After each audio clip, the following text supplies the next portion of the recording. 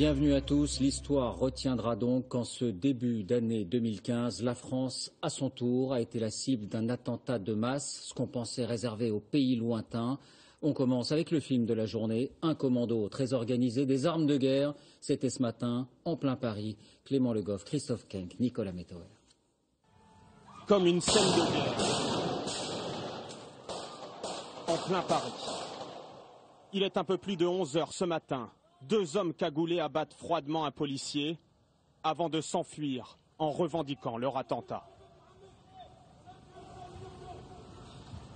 Quelques minutes plus tôt, des journalistes trouvent refuge sur le toit du journal Charlie Hebdo. Ils tentent d'indiquer aux policiers où se trouvent les tireurs, juste en bas de l'immeuble. À gauche! À gauche! Là! Les assaillants crient Allahu Akbar. Dieu est grand en arabe. Que ça pétait de tous les côtés. Il y a bien eu 50 coups de feu de tirés, je suis sûr.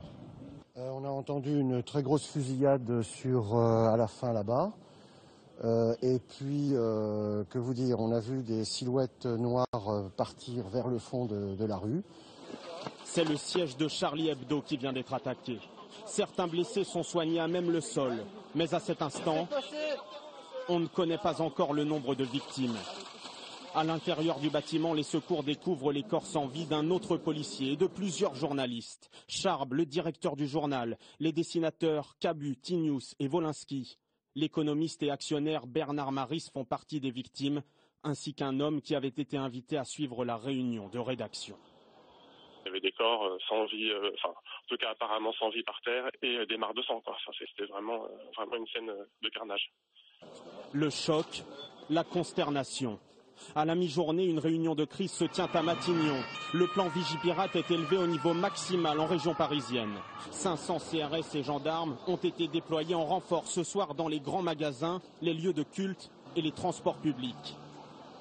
Depuis 2 heures, des rassemblements silencieux se tiennent un peu partout en France, à Lyon, Toulouse ou sur la place de la République à Paris.